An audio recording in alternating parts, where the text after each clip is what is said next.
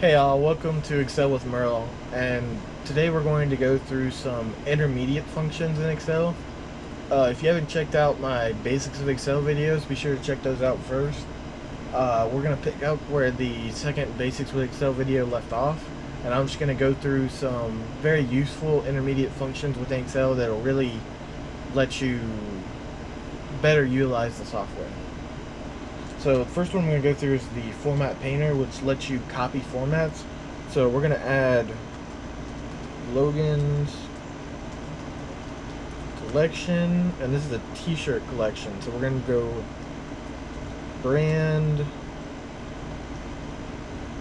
price, and quantity. And we're going to say Adidas, Big Dog, American Eagle.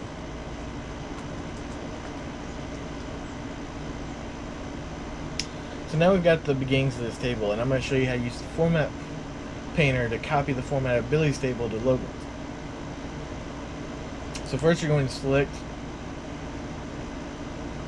the cell with the formatting you want copied. Then you're going to click up here in the clipboard group, the Format Painter, which looks like a paintbrush. You're going to click it, and that's copy that format, and then when you click it in that cell, it's going to take the format of Billy's and give it to Logan's, as you see right there. So you can click in what you want copied, and then click what you want copied into. And then you can also say we clicked into the figure format and click the painter. Well, then I can click in the brand, and then I can drag it across, and it'll do that same thing to all three cells. And you can see it again here with the figure. So click Batman, click the paintbrush, you can drag it across all three. And very simple and easily, you took one table you already had formatted and created a second table from it with the same format.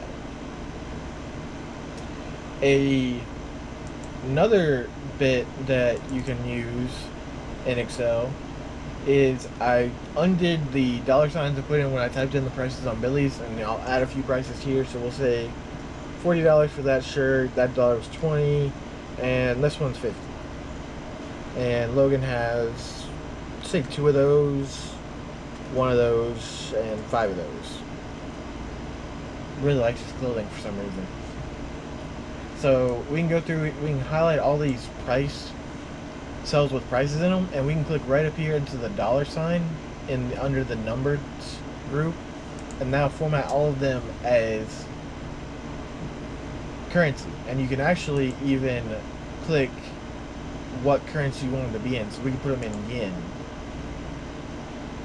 or euro. Of course, we live in the United States, we're going to go back to dollars because that's the price we actually buy them in. And then after you've got them in dollars, you can actually even customize that format by going right here to the increase, decrease decimal. So you say you only wanted the full dollar amount. And what that would do is that, say this shirt right here was $39.99. Well, if you decrease those decimals, it would round it up to 40. Because say you only want whole value prices in there.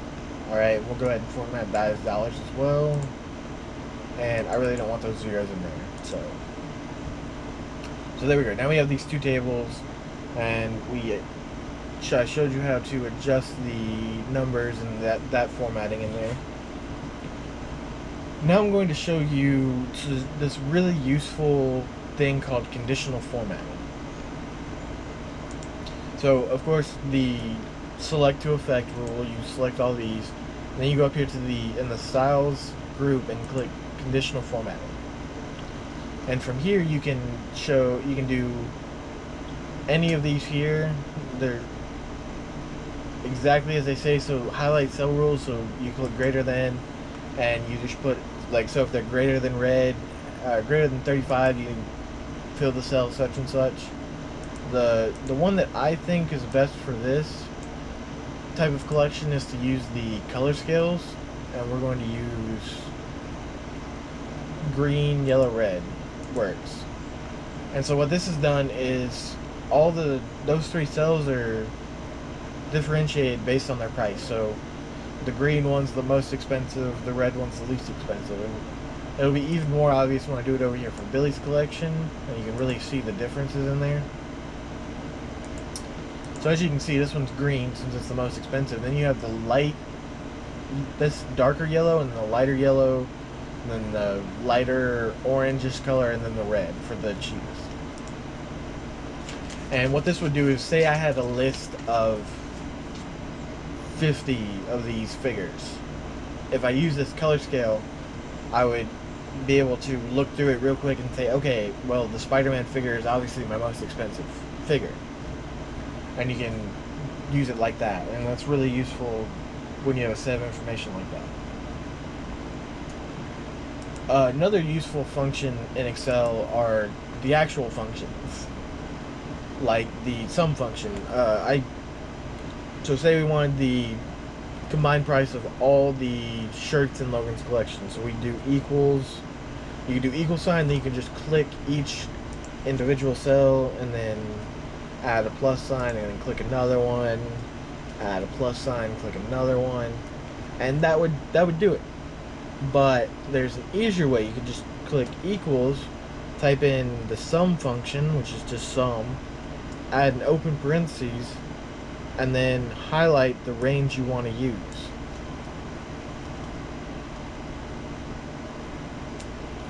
And you can close the parentheses, that works, especially if you're going to add another function to it. Like say you were going to sum that and then sum Billy's collection, have a combined sum, and you can do that all in that one cell. Or you can leave it unclosed and hit enter, and it'll still give you that same value. Another way to use that same function is you just do equals sum, and then you type in the range. So say this is H3, and then colon for through, H5, and same thing. And then a third way you can do this is just through the auto sum function, which is over here in the editing, and you click that right there and it automatically sums the information above it. And this isn't always correct though, so say there was a space right there under American Eagle, and then I had a bunch of other shirts with prices there, and then I had the sum function below that, it would stop at that empty space between the next shirt and American Eagle. It wouldn't have the information above that, because it doesn't know that that's what you want, so you have to affect that yourself. So always check it when you're using the auto sum function to make sure it's getting the information you want. So that's one very useful function to know within Excel. I'm going to go through a few others real quick. So you got the average, which is just AVG, open parentheses, then you just use any of the three methods to select I showed you just before. So I wanted to correct the formula to average, and there's the average. Then you can do the, if you want to know what the highest price was, that'd be easier to see over here in Billy's. So you do equals, and max is the function, and you just highlight the range or select it in any way that I showed you before. The max is 100, and you can do the same for the lowest, and it'd be min.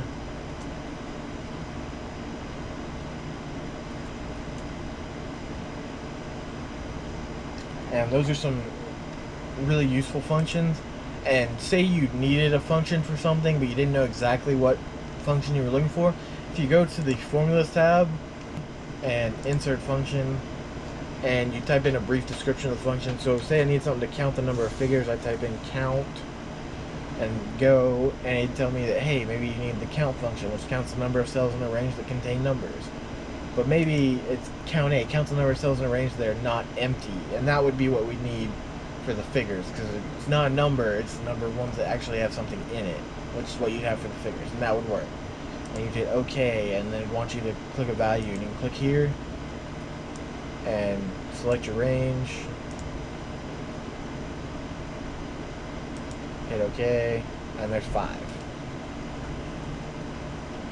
So those are some basic functions that having and using will help you better use Excel.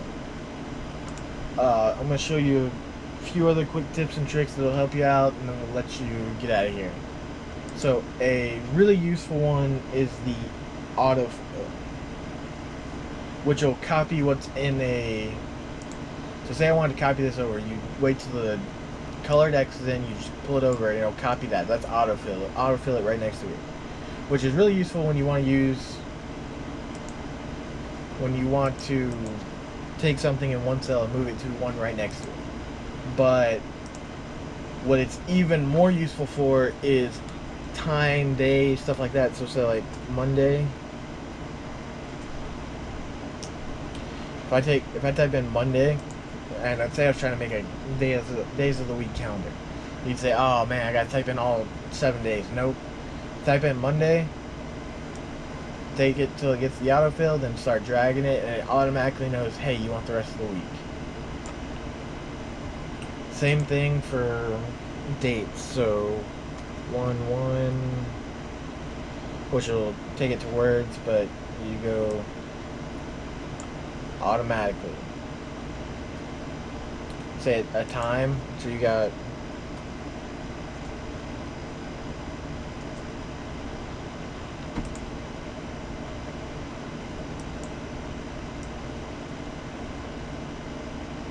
that's in military time, of course, but same difference.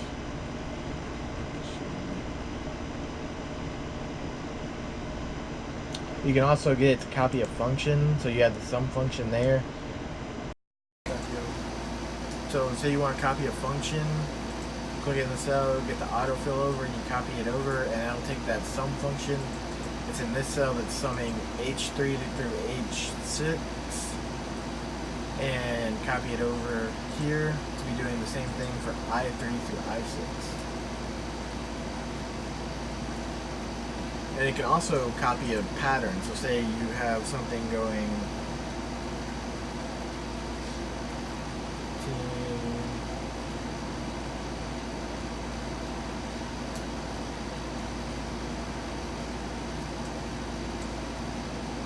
you highlight that, it will copy the pattern. So it's really good for taking something you need and continuing.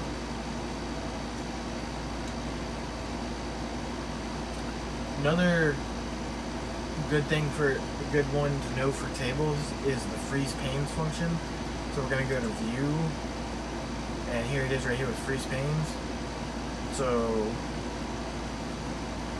like if this table had 20 more rows of information, but you wanted to know what each column was as you went down there, you'd go to freeze panes.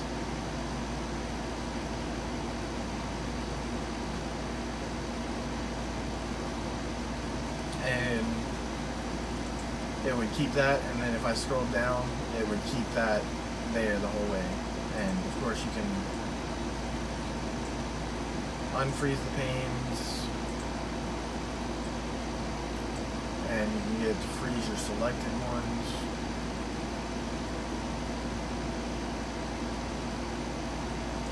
And so on and so forth to drag it down to view other information. Another good function to know is the sort function. It's over here in the editing, so you could say we wanted to sort those figures, sort them A to Z.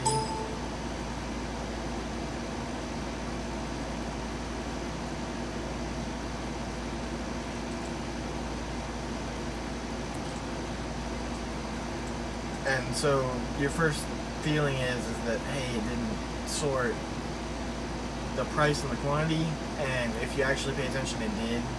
Because as you remember, that Spider-Man figure was $100, and we had one of them, and so when I went alphabetical order, it took that information with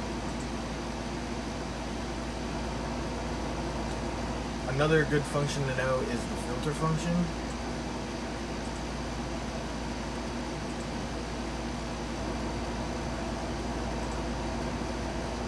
So you can filter it so that it only shows.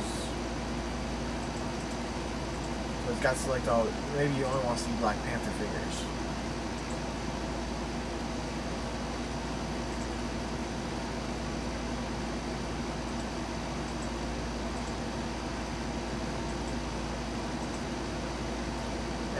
those are some intermediate functions in Excel that make it really useful. I'll see you guys next time on Excel with Merrill.